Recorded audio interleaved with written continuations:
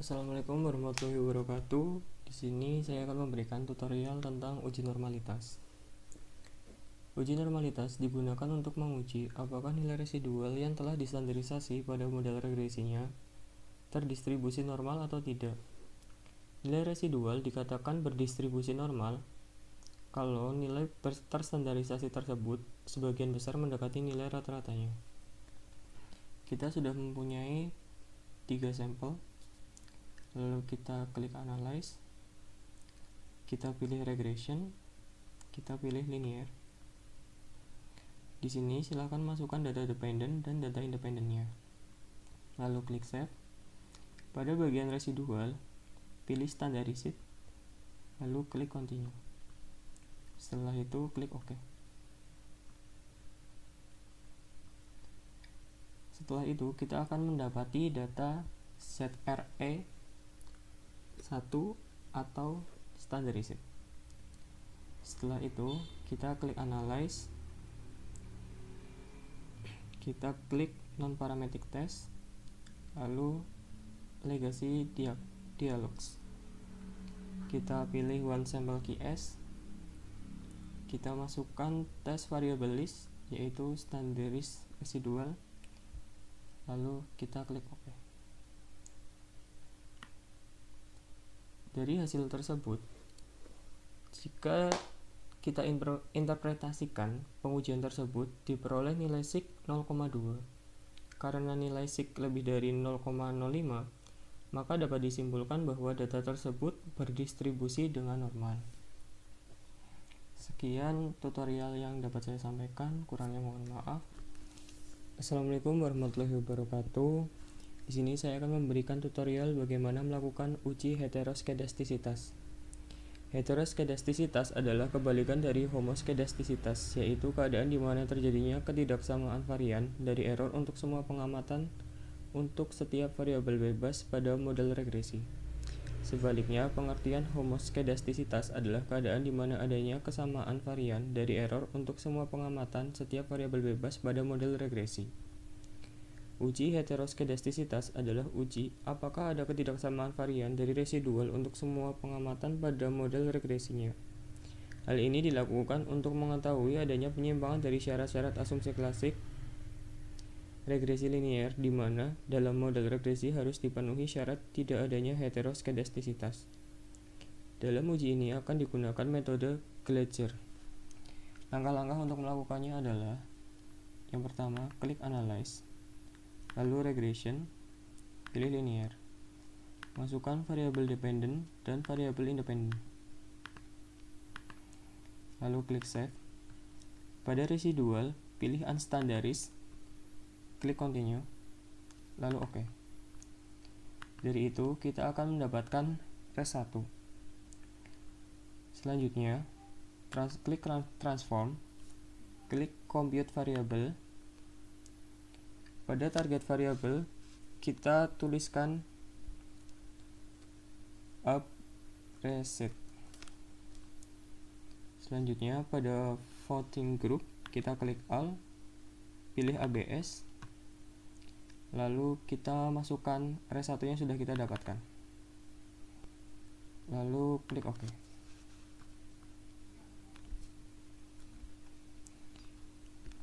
Selanjutnya akan dihasilkan upsert sheet. Yang selanjutnya kita akan melakukan analyze, regression, linear. Kita akan mengganti variabel dependent dengan upsert sheet yang sudah kita dapatkan. Lalu klik OK.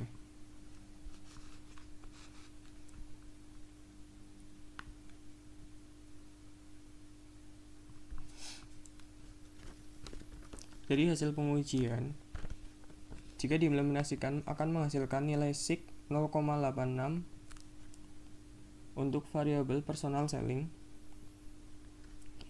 dan sig 0,136 pada variabel iklan. Dikarenakan kedua variabel lebih dari 0,05, maka bisa disimpulkan bahwa tidak adanya gejala heteroskedastisitas. Sekian tutorial yang dapat saya sampaikan, kurangnya mohon maaf. Wassalamualaikum warahmatullahi wabarakatuh. Assalamualaikum warahmatullahi wabarakatuh. Di sini saya akan memberikan tutorial tentang uji park. Langkah-langkah untuk melakukan uji park yang pertama adalah kita harus mempersiapkan datanya terlebih dahulu. Lalu klik Analyze, pilih Regression, lalu pilih Linear. Masukkan Dependent dan Independentnya. Setelah itu, klik Save. Pada residual, pilih Unstandarized, klik Continue, lalu klik OK. Maka akan dihasilkan data berupa res1. Setelah itu, kita klik Transform, Compute Variable. Pada target variable, kita tulis U2. Pada Numeric Expression, kita isi dengan res1, kita masukkan sebanyak 2 kali. Lalu klik OK. Maka akan menghasilkan data berupa U2. Lalu langkah selanjutnya adalah klik Transform, Compute Variable. Pada target variable, kita tulis ln iklan. Kita tulis ln iklannya, kita masukkan, lalu kita klik OK. Maka akan menghasilkan data berupa ln iklan. Lalu langkah selanjutnya adalah kita kembali klik Compute Variable. Pada target variable kita ganti menjadi PSelling, Personal Selling. Pada Numeric Expression kita ganti dengan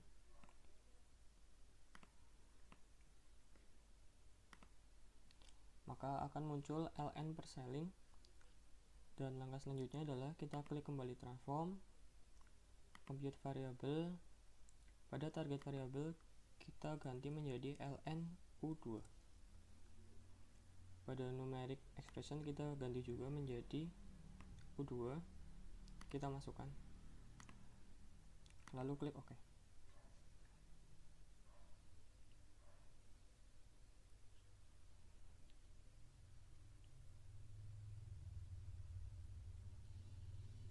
Lalu selanjutnya adalah kita klik Analyze, pilih Regression, kita pilih Linear.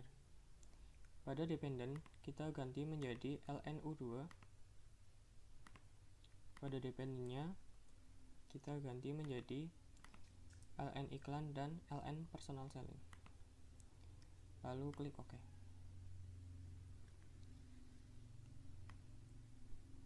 Hasil outputnya adalah jika nilai probabilitas sig lebih besar daripada alfa, maka tidak terjadi gejala heteroskedastisitas. Misal alfa atau tingkat kesalahannya adalah 5%, maka jika sig lebih besar daripada 0,05, tidak ada gejala heteroskedastisitas. Dalam kasus ini, nilai sig dari variabel ln iklan adalah 0,112 lebih besar daripada 0,05, maka tidak ada gejala heteroskedastisitas. Sig dari variabel ln Personal Selling adalah 0,968 lebih besar daripada 0,05, yang menunjukkan tidak ada gejala heteroskedastisitas. Sekian tutorial dari saya. Assalamualaikum warahmatullahi wabarakatuh. Di sini saya akan memberikan tutorial tentang uji autokorelasi menggunakan aplikasi SPSS. Uji autokorelasi adalah salah satu uji asumsi klasik untuk mengetahui apakah ada korelasi antara anggota serangkaian data observasi yang diuraikan menurut waktu, time series, atau ruang cross-section.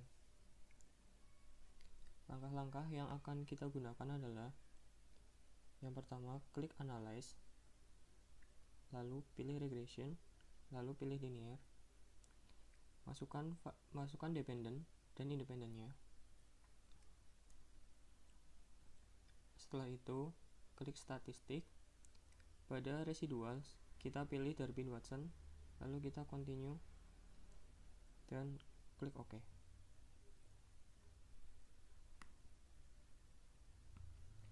Maka akan dihasilkan data output sebagai berikut. Dari hasil output diperoleh nilai Durbin-Watson sebesar 1,983.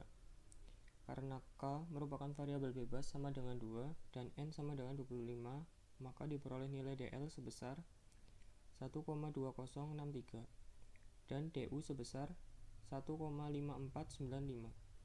Sehingga nilai 4 strip DL adalah sebesar 2,7937 dan nilai 4 strip DU adalah sebesar 2,4505.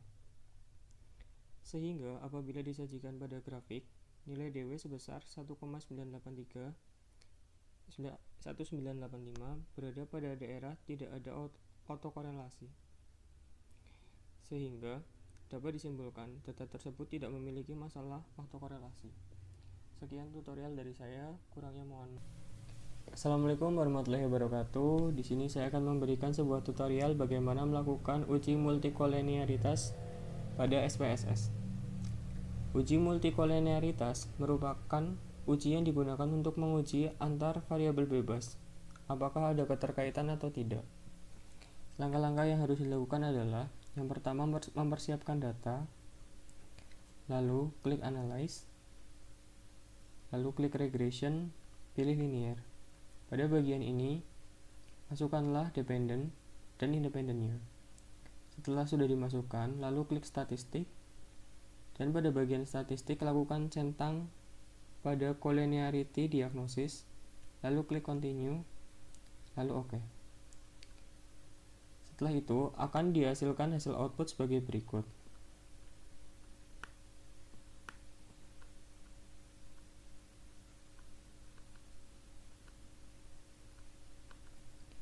Jika diinterpretasikan, hasil uji tersebut menghasilkan nilai VIF sebesar 2,437 pada harga, 4,138 pada variabel promosi, dan 6,054 pada variabel diskon. Dikarenakan ketiga variabel tersebut nilainya kurang dari 10, maka dapat disimpulkan bahwa variabel bebas tersebut tidak ada keterkaitan satu sama lain.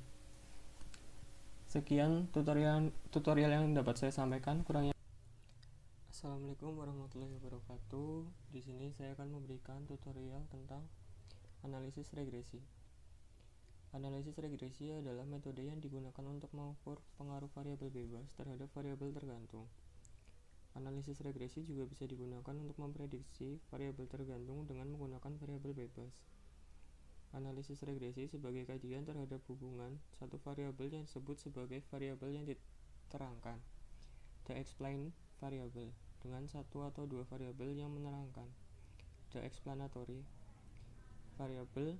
Pertama disebut juga sebagai variabel tergantung, dan variabel kedua disebut juga sebagai variabel bebas. Jika variabel bebas lebih dari satu, maka analisis regresi disebut regresi linear berganda.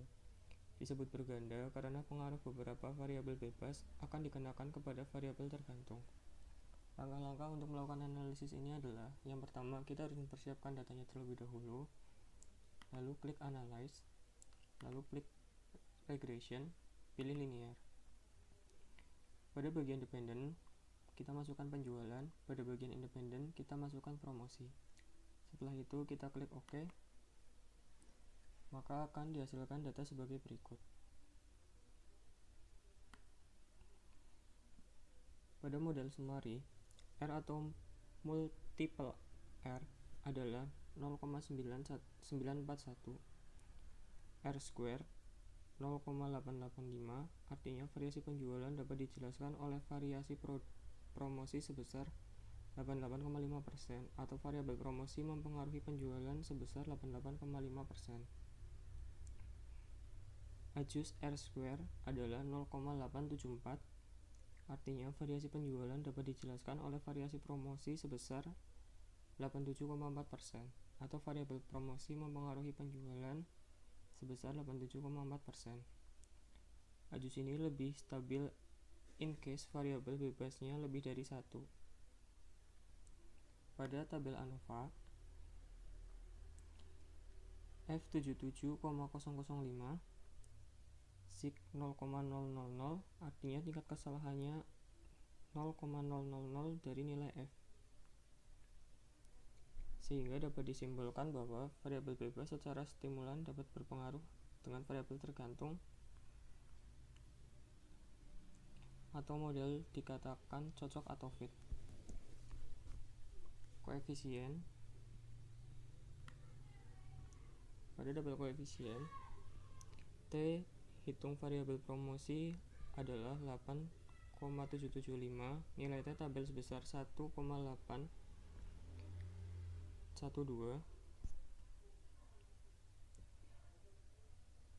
didapat dari tabel T. Jika hitungan lebih besar daripada T tabel, maka variabel promosi memiliki pengaruh yang signifikan terhadap variabel bebas. Jika T hitung lebih kecil daripada T tabel berarti tidak berpengaruh atau dilihat dari sig-nya. Sig adalah 0,000, artinya lebih kecil daripada 0,05. Maka kesimpulan berpengaruh signifikan. Sedangkan kalau sig lebih besar daripada 0,05, maka tidak ada pengaruh. Beberapa pengaruhnya, lihat bagian B understated promotion, nilainya 8,761. Artinya jika perusahaan meningkatkan promosi satuan, maka akan meningkatkan penjualan sebesar 8,761. Berdasarkan tabel tersebut, maka dapat disusun persamaan regresi sebagai berikut. Penjualan Y sama dengan A plus 8,761 plus E. Sekian tutorial yang dapat saya sampaikan, kurangnya mohon maaf. Assalamualaikum warahmatullahi wabarakatuh. Di sini saya akan memberikan tutorial tentang analisis regresi berganda. Analisis regresi adalah metode yang digunakan untuk mengukur variabel bebas terhadap variabel tergantung. Analisis regresi juga digunakan untuk memprediksi variabel tergantung dengan menggunakan variabel bebas. Analisis regresi sebagai kajian terhadap hubungan satu variabel yang disebut dengan variabel yang ditetapkan dengan satu atau dua variabel yang menerapkan. Variabel pertama disebut sebagai variabel tergantung, variabel kedua disebut sebagai variabel bebas. Jika variabel bebas lebih dari satu, maka analisis regresi tersebut disebut regresi linear berganda. Langkah-langkah untuk melakukan analisis regresi berganda adalah klik analyze, klik regression, lalu klik linear. Masukkan dependent dan independennya, lalu klik OK. Setelah dilakukannya uji, maka hasil output sebagai berikut.